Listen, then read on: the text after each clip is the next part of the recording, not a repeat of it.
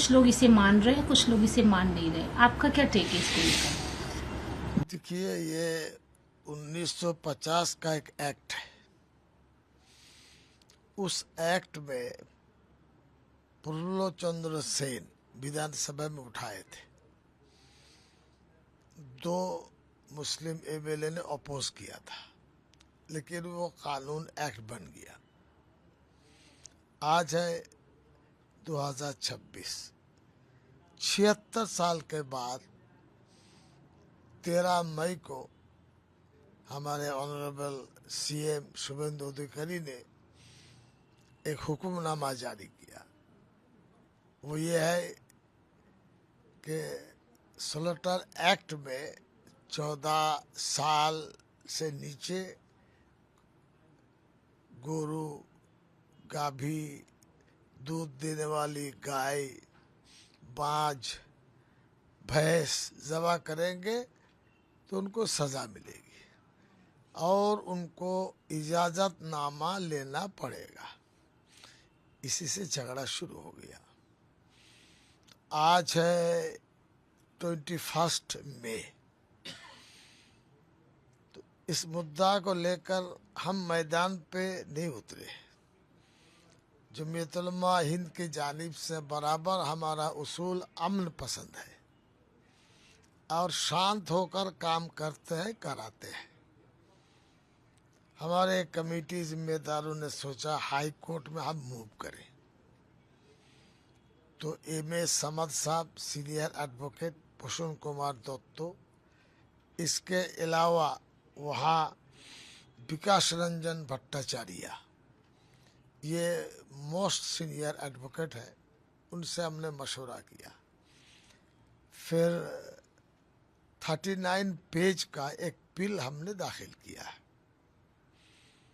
आज 10:40 से 12:20 तक हम चीफ जस्टिस के बेंच में थे। चीफ जस्टिस सुजय पाल थे और पार्थो सारथी सेन थे। वहाँ हमारे लर्नेड एडवोकेट ये भट्टाचार्य ने, विकास साहब ने जो जो पॉइंट अराइज किया है वही हम फोकस करेंगे। उससे आपको सब चीज़ का पता लगेगा, हिंदुस्तान में रहने वाले लोगों को भी, हमें भी, और सोच विचार रखने वालों को भी। उन्होंने बताया ये कानून जो है 1950 में इसलिए बनाया गया था ताकि गोरू से, बैल से काश्तकारी बेहतर बने। पहला मुद्दा ये था। दूसरा मुद्दा था कि गाय पालन से दूध में इजाफा होगा, बढ़ोतरी होगी।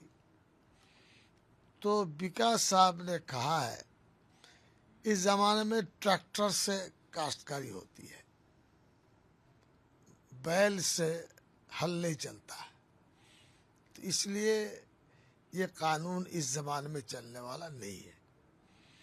दूसरा जो मूल पॉइंट उन्होंने पकड़ा है, जब ये कानून बना था तो उसमें लिखा है एक्ट में कि बंगाल के तमाम म्यूनिसिपल और वहाँ कालिम्पोंग, यहाँ स्लॉटर हाउस बनाया जाएगा और स्लॉटर हाउस के ज़रिए से ये जो ज़बह होता है वो होगा।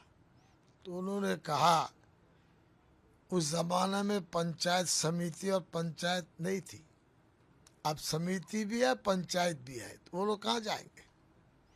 गांव देहात में रहने वाले अरे 2/3 से भी ज़्यादा है। ये उन्होंने कानूनी जो कमी है इस प्रॉब्लम को उन्होंने कहा है। मतलब अगर मुद्दे की बात करें तो ये जो कुर्बान या स्लॉटर हाउस उसी जो सर्कुलेशन आया है वही उसे अपोज कर रहे हैं आप? हाँ बिल्कुल। उन्होंने कहा कि उसमें ये जो नोटिस आई है उसमें एक्ट में लिखा है कि 15 दिन उनको वक्त दिया जाएगा। वो अगर हायर अथॉरिटी कहे जाना चाहे इसके खिलाफ जा सकते हैं। तो ये हिसाब भी नहीं मिल रहा है 13 को दिया, 28 को कुर्बानी, बीच में किसी को पता किसी को पता नहीं, तो ये कानूनी कमी है। फिर उन्होंने ये भी कहा है कि इस कानून के ज़रिए से हिंदुस्तान के जो कॉन्स्टिट्यूशन है, दस्तूर है, वह डायरेक्ट हिट हो रहा है, उसको ख़राब किया जा रहा है। और ये भी कहा कि एक कौम को डराया जा रहा है, उनको परेशानी हो रही है। ये भी बताया कि हाट में गोरू भैंस बिकना बंद हो गया, तो इसमें आर्थिक स्थिति में बहुत कमज़ोरी आएगी। जादव जो गाय भैंस पालते हैं, ग्वाला कहते हैं हम लोग, इन लोगों के साथ मुसलमानों का करोड़ों का धंधा है, साल भर में चलता है, ठप पड़ा हुआ है। गरीब और मिडिल क्लास के लोगों को आर्थिक स्थिति में आसमान ज़मीन का फ़र्क आएगा। इसके अलावा वहाँ ये भी बताया गया रूल्स में कि नोटिस वक्त पर देना चाहिए। फिर ये भी बताया कि 2019 में काउ प्रोटेक्शन एक्ट शायद बना है यहाँ यूपी में, ये है 2026।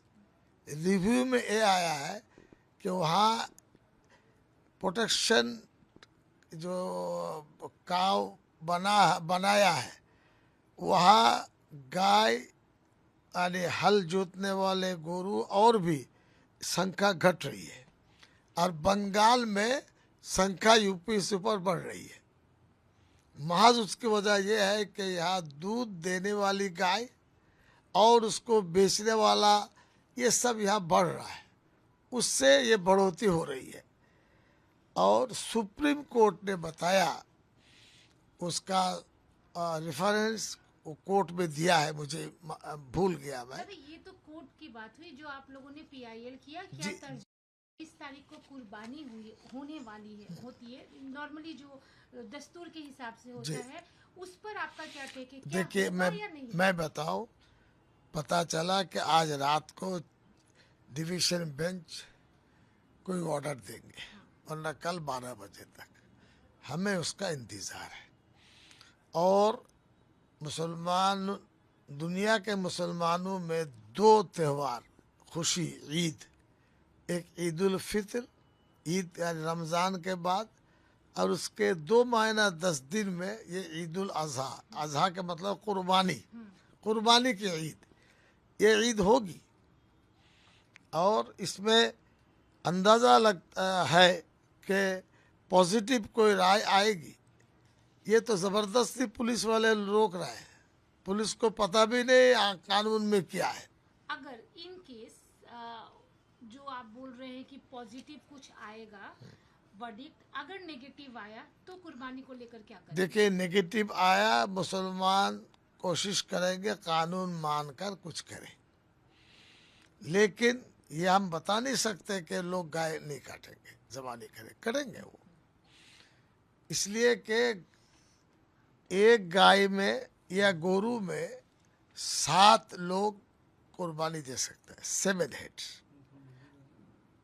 हेड, और एक अरे क्या नाम, गोट है, खसी है, बकरा है, एक आदमी दे सकता है।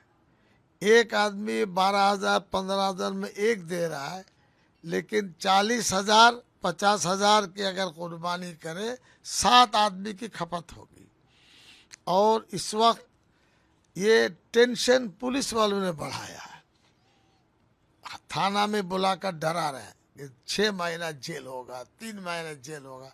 ईद में हम कुर्बानी देंगे, नमाज पढ़ेंगे या पुलिस से डंडा खाएंगे?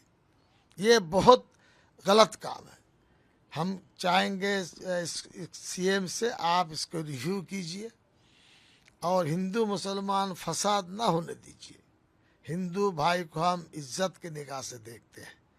40 साल में हमने कोई बेतुकी बात नहीं की, उनसे लड़ाई नहीं है। जादव ग्वाला जो है वो हमारे भाई हैं, वो कारोबार करे, बेचे और 1 रुपया दे करके सर्टिफिकेट देना पड़ेगा।